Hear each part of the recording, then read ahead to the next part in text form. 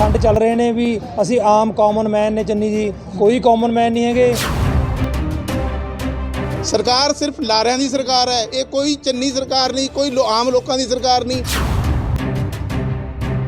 ਇਹ ਸਾਡੀ ਪੜ੍ਹਾਈ ਦਾ ਨੁਕਸਾਨ ਸਾਡੀ ਸਰਕਾਰ ਕਰ ਰਹੀ ਹੈ, ਕਿਉਂਕਿ ਸਰਕਾਰ ਤਾਂ ਸਾਨੂੰ ਇਹ ਚਾਹੁੰਦੀ ਹੈ ਵੀ ਤੁਸੀਂ ਇੱਥੋਂ ਬਾਹਰ ਨਿਕਲੋ, ਤੁਸੀਂ ਇੱਥੋਂ ਜਾਓ, ਤੁਸੀਂ ਇਸ ਦੇਸ਼ 'ਚ ਨਾ ਰਹੋ।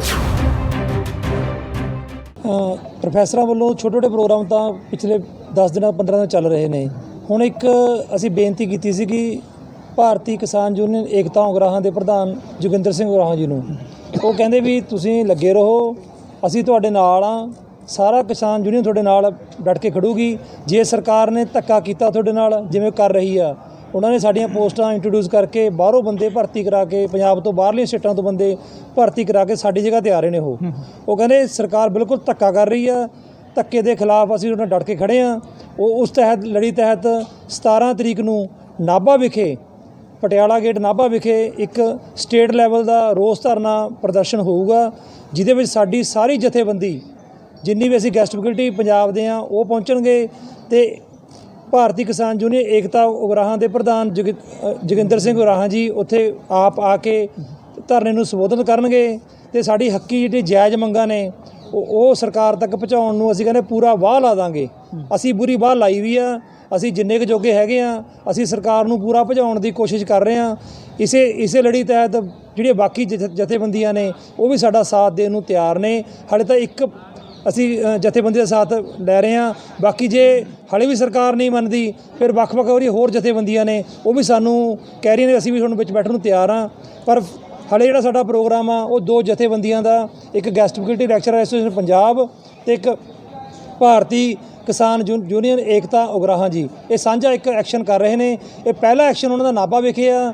ਉਸ ਤੋਂ ਬਾਅਦ ਅਗਲਾ ਪ੍ਰੋਗਰਾਮ ਮੁੱਖ ਮੰਤਰੀ ਚਰਨਜੀਤ ਚੰਨੀ ਦੇ ਇਲਾਕੇ 'ਚ ਹੋਊਗਾ ਅਤੇ ਉਸ ਤੋਂ ਅਗਲਾ ਪ੍ਰੋਗਰਾਮ ਫਿਰ ਪ੍ਰਗਟ ਸਿੰਘ ਸਾਡੇ ਸਿੱਖਿਆ ਮੰਤਰੀ ਨੇ ਉਹਨਾਂ ਦੇ ਇਲਾਕੇ 'ਚ ਹੋਊਗਾ। ਸਭ ਤੋਂ ਸ਼ੁਰੂਆਤ ਦਾ ਅਸੀਂ ਨਾਭੇ ਤੋਂ ਕਰ ਰਹੇ ਹਾਂ। ਉਹ 17 ਤਰੀਕ ਨੂੰ ਅਸੀਂ ਨਾਭੇ ਬਹੁਤ ਵੱਡਾ ਇੱਕ ਇਕੱਠ ਕਰ ਰਹੇ ਹਾਂ, ਜਿਹਦੇ ਵਿੱਚੋਂ ਇਹ ਤੈਅ ਹੋ ਜਾਊਗਾ ਵੀ ਜਿਹੜੀ ਚੰਨੀ ਸਰਕਾਰ ਇਹ ਸੁਪਨਾ ਦੇਖ ਰਹੀ ਹੈ ਵੀ ਅਸੀਂ 90 ਦਿਨਾਂ 'ਚ ਬੱਲੇ ਬੱਲੇ ਖੱਟ ਲਾਂਗੇ, ਵੀ ਅਸੀਂ ਰਿਪੀਟ ਕਰ ਲਾਂਗੇ, ਇਹ ਅਸੀਂ ਹੁਣ ਦਿਖਾਵਾਂਗੇ ਵੀ ਤੁਸੀਂ ਕੀ ਕਰ ਰਹੇ ਹੋ, ਅਸਲ ਵਿੱਚ ਦਿਖਾ ਕੀ ਰਹੇ ਹੋ। ਤੁਸੀਂ ਮੀਡੀਆ 'ਚ ਤੁਸੀਂ ਲੋਕਾਂ ਨੂੰ ਮਿਲ ਰਹੇ ਹੋ ਕੰਧਾਂ 'ਤੇ ਬਹਿ ਕੇ। ਅਸੀਂ 5 ਦਿਨ ਹੋ ਗਏ, ਸਾਡੇ ਉੱਥੇ ਟੀਚਰ ਬੈਠੇ ਨੇ 5 ਦਿਨ ਕੰਧਾਂ 'ਤੇ ਵੀ ਚੰਨੀ ਜੀ ਆਉਣਗੇ, ਪੁਲਿਸ ਵਾਲੇ ਨੇੜੇ ਨਹੀਂ ਲੱਗਣ ਦੇ ਰਹੇ, ਨਾ ਕੋਈ ਮਿਲਾ ਰਹੇ ਨੇ ਉਹਨਾਂ ਨੂੰ। ਇਸ ਲਈ ਜੋ ਪਖੰਡ ਚੱਲ ਰਹੇ ਨੇ ਵੀ ਅਸੀਂ ਆਮ ਕਾਮਨ ਮੈਨ ਨੇ ਚੰਨੀ ਜੀ, ਕੋਈ ਕਾਮਨ ਮੈਨ ਨਹੀਂ ਹੈਗੇ। ਜਿਹੜੀ ਉਹ ਸਕ੍ਰਿਪਟ ਲਿਖੀ ਵੀ ਉਹਨਾਂ ਦੀ ਵੀ ਆਹ ਬੰਦੇ ਨੂੰ ਮਿਲਣਾ, ਉਹਨੂੰ ਮਿਲਦੇ ਨੇ ਉਹ। ਅਸੀਂ ਪਿਛਲੇ 5-6 ਦਿਨਾਂ ਤੋਂ ਉਹ ਕੰਧ ਜੀ ਜਿਹੜੀ ਦਿਖਾ ਰਹੇ ਹਾਂ ਟੀ ਵੀ 'ਚ, ਉਹ 'ਤੇ ਬੈਠੇ ਰੋਜ਼ ਉਡੀਕਦੇ ਹਾਂ, ਅੱਜ ਮਿਲੂਗਾ, ਕੱਲ੍ਹ ਨੂੰ ਮਿਲਣਗੇ, ਪਰਸੋਂ ਨੂੰ ਮਿਲਣਗੇ, ਹਰ ਰੋਜ਼ ਉੱਥੇ ਨਿਰਾਸ਼ ਹੋ ਕੇ ਮੁੜਦੇ ਹਾਂ ਅਸੀਂ। ਹੁਣ ਅਸੀਂ ਨੇ ਮਨ ਬਣਾ ਲਿਆ ਵੀ ਜੇ ਸਰਕਾਰ ਇਹੀ ਰਵੱਈਆ ਰੱਖਦੀ ਆ, 21 ਤਰੀਕ ਨੂੰ ਉਹਨੇ ਪੇਪਰ ਰੱਖ ਰੱਖਿਆ, 21 ਤਰੀਕ ਨੂੰ ਪੇਪਰ ਹੋ ਗਿਆ, ਅਸੀਂ ਸਾਰੇ ਨੌਕਰੀਆਂ ਤੋਂ ਬਾਹਰ ਜਾਣ ਨੂੰ ਖੜ੍ਹੇ। ਇਹ ਸੰਘਰਸ਼ ਚੱਲ ਰਿਹਾ ਜੀ, ਇਹਦਾ ਮੇਨ ਕਾਰਨ ਇਹ ਹੈ ਕਿ ਸਰਕਾਰ ਨੇ ਨਾ ਜਿੱਦੀ ਰਵੱਈਆ ਅਪਣਾਇਆ ਹੋਇਆ। ਇਹਦਾ ਸਲਿਊਸ਼ਨ ਬਹੁਤ ਆਸਾਨ ਹੈ। ਸਰਕਾਰ ਡਾਈਂਗ ਕੈਡਰ ਕ੍ਰੀਏਟ ਕਰ ਦੇਵੇ। ਉਹਦੇ ਵਿੱਚ ਕੀ ਹੈ, ਜਿਹੜੇ ਬੰਦੇ ਰਿਟਾਇਰ ਹੋ ਜਾਣਗੇ, ਕੈਡਰ ਖਾਲੀ ਹੋ ਜਾਊਗਾ, ਉਹਦੀ ਜਗ੍ਹਾ 'ਤੇ ਨਵੇਂ ਬੰਦੇ ਭਰਤੀ ਕਰਦੇ ਰਹਿਣ। ਪਤਾ ਨਹੀਂ, ਸਾਨੂੰ ਇਹ ਨਹੀਂ ਪਤਾ ਸੀ ਕਿ ਸਰਕਾਰ ਦੀ ਮਨਸ਼ਾ ਕੀ ਹੈ। ਦੋ ਗੱਲਾਂ ਨੇ, ਜਾਂ ਤਾਂ ਸਰਕਾਰ ਦੀ ਮਨਸ਼ਾ ਹੀ ਮਾੜੀ ਹੈ, ਜਾਂ ਫਿਰ ਇਹ ਹੈਗਾ ਕਿ ਸਰਕਾਰ ਦੇ ਉੱਤੇ ਬਿਊਰੋਕ੍ਰੇਸੀ ਉਹਦੇ ਉੱਪਰ ਦੀ ਚੱਲ ਰਹੀ ਹੈ ਔਰ ਸਰਕਾਰ ਦੇ ਕੰਟਰੋਲ ਦੇ ਵਿੱਚ ਨਹੀਂ ਹੈਗੀ। ਨਹੀਂ ਤਾਂ ਇਹ ਬਹੁਤ ਆਸਾਨ ਕੰਮ ਹੈਗਾ। ਦੇਖੋ, ਦਿੱਲੀ ਦੇ ਵਿੱਚ ਇਹ ਸਮੱਸਿਆ ਸੀ ਗੈਸਟ ਫੈਕਲਟੀ ਦੀ, ਹਰਿਆਣੇ 'ਚ ਇਹ ਸਮੱਸਿਆ ਸੀ। ਉਹਨਾਂ ਸਰਕਾਰਾਂ ਨੇ ਕੀ ਕੀਤਾ, ਡਾਈਂਗ ਕੈਡਰ ਬਣਾਤੇ ਕਿ ਜਿੰਨਾ ਚਿਰ ਇਹ ਬੰਦੇ ਰਿਟਾਇਰ ਨਹੀਂ ਹੁੰਦੇ ਉਹਨਾਂ ਚਿਰ ਇਹਨਾਂ ਬੰਦਿਆਂ ਨੂੰ ਕੱਢਿਆ ਨਹੀਂ ਜਾਊਗਾ। ਜਿਹੜਾ ਬੰਦਾ ਰਿਟਾਇਰ ਹੋ ਜਾਂਦਾ ਉਹ ਖਾਲੀ ਹੋ ਜਾਊਗਾ, ਉਹਦੀ ਜਗ੍ਹਾ 'ਤੇ ਦੂਸਰੀ ਭਰਤੀ ਕਰਦੇ ਰਹਿਣ। ਇਹਦੇ ਵਿੱਚ ਕੀ ਨੁਕਸਾਨ ਹੈ ਸਰਕਾਰ ਦਾ? ਸਾਨੂੰ ਇਹ ਜਿਹੜੀ ਗੱਲ ਹੈ ਸਮਝ ਤੋਂ ਬਾਹਰ ਹੈ। ਜੇ ਉਹ ਕਹਿੰਦੇ ਨੇ ਇਹ ਕੁਆਲੀਫਾਈਡ ਨਹੀਂ ਹੈਗੇ, ਤਾਂ 20 ਸਾਲ ਕੀ ਇਹ ਜਿਹੜੇ ਕਾਲਜ ਨੇ ਅਨਕੁਆਲੀਫਾਈਡ ਪਰਸਨ ਨੇ ਚਲਾਏ ਨੇ।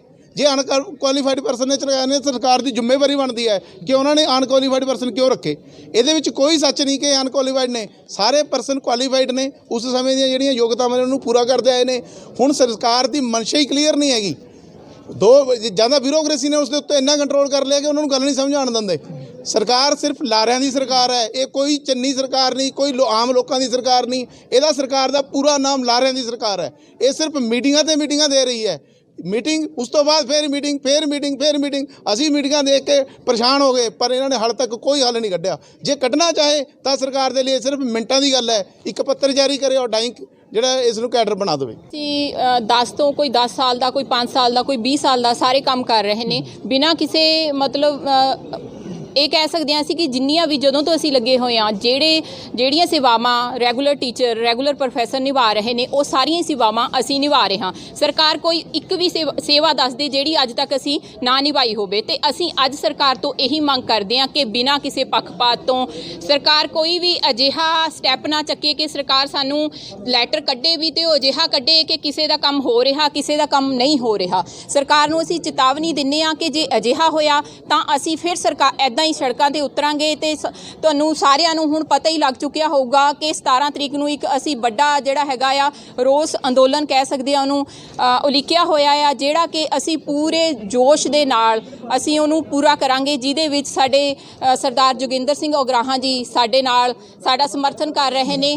ਤੇ ਅਸੀਂ ਜੇ ਸਰਕਾਰ ਨੇ ਸਾਡੀ ਗੱਲ ਨਾ ਮੰਨੀ ਤਾਂ ਅਸੀਂ ਅਜਿਹੇ ਅੰਦੋਲਨ ਅਨੇਕਾਂ ਹੀ ਉਲੀਕਾਂਗੇ, ਕਿਉਂਕਿ ਅਸੀਂ ਹੁਣ ਮਰੇ ਤਾਂ ਹੋਏ ਹਾਂ, ਸਾਡੇ ਕੋਲ ਕੋਈ ਵਿਚਾਰਾ ਨਹੀਂ ਹੋਰ ਕੁਝ ਕਰਨ ਦਾ, ਕਿਉਂਕਿ ਹੁਣ ਤੱਕ ਅਸੀਂ ਕਾਲਜਾਂ ਦੇ ਵਿੱਚ ਵੀ 15-20 ਦਿਨ ਤੋਂ ਬੈਠੇ ਹਾਂ ਤੇ ਸਰਕਾਰ ਅੱਜ ਤੱਕ ਟਸ ਤੋਂ ਮਸ ਨਹੀਂ ਹੋਈ। ਠੀਕ ਆ, ਉਹਦੇ ਸਿਰ ਤੇ ਕੋਈ ਜੂੰ ਨਹੀਂ ਰਹਿੰਗੀ ਕਿ ਉਹਨੇ ਸਾਡਾ ਇੱਕ ਵੀ ਕੰਮ ਕੀਤਾ ਹੋਵੇ। ਇਹ ਸਰਕਾਰ ਆ ਜਿਹੜੀ ਇਹ ਸਿਰਫ ਧੋਖੇਬਾਜ਼ੀ ਦੀ ਸਰਕਾਰ ਅਸੀਂ ਕਹਿ ਸਕਦੇ ਹਾਂ, ਸਰਕਾਰ ਦੀਆਂ ਨਲਾਇਕੀਆਂ ਅਸੀਂ ਕਹਿ ਸਕਦੇ ਹਾਂ ਕਿ ਸਰਕਾਰ ਦੀ ਨਲਾਇਕੀ ਦੀ ਵਜ੍ਹਾ ਨਾਲ ਅਸੀਂ ਇੱਥੇ 10 ਤੋਂ 15 ਸਾਲ ਇੱਦਾਂ ਹੀ ਬਿਨਾਂ ਮਤਲਬ ਕਿਸੇ ਛੋਟੀਆਂ ਤਨਖਾਹਾਂ ਤੇ 3000 7000 10000 ਵੀ ਅੱਜ ਸਰਕਾਰ ਸਾਨੂੰ ਸਿਰਫ 10000 ਦੇ ਰਹੀ ਆ। ਬਾਕੀ ਜਿਹੜੀ ਤਨਖਾਹ ਆ ਉਹ ਸਾਨੂੰ ਬੱਚਿਆਂ ਦੇ ਮਾਪੇ ਦੇ ਰਹੇ ਨੇ। ਇਹ ਸਰਕਾਰ ਦੀਆਂ ਨਲਾਇਕੀਆਂ ਨੇ ਤੇ ਉਹ ਸਾਰੀਆਂ ਨਲਾਇਕੀਆਂ ਸਰਕਾਰ ਅੱਜ ਆਪਣੀਆਂ ਉਹਨਾਂ ਉੱਤੇ ਮਿੱਟੀ ਪਾਉਣਾ ਚਾਹੁੰਦੀ ਆ। ਗ੍ਰੈਜੂਏਸ਼ਨ ਕਰ ਰਹੇ ਹਾਂ, ਸੈਕੰਡ ਈਅਰ ਦਾ ਸਟੂਡੈਂਟ ਆ ਸਰ। ਦੇਖੋ ਵੀ ਜਿਹੜੇ ਸਾਡੇ ਪ੍ਰੋਫੈਸਰ ਨੇ ਉਹ ਅੱਜ ਇੰਨੇ ਜ਼ਿਆਦਾ ਪਰੇਸ਼ਾਨ ਹੋ ਗਏ ਨੇ ਵੀ ਉਹ ਇੱਥੇ ਧਰਨਿਆਂ ਤੇ ਪੱਕੇ ਤੇ ਬੈਠ ਗਏ ਨੇ। 10-15 ਦਿਨ ਤੋਂ ਉੱਪਰ ਹੋ ਗਏ ਇਹਨਾਂ ਨੂੰ ਧਰਨਿਆਂ ਤੇ ਬੈਠਿਆਂ ਨੂੰ।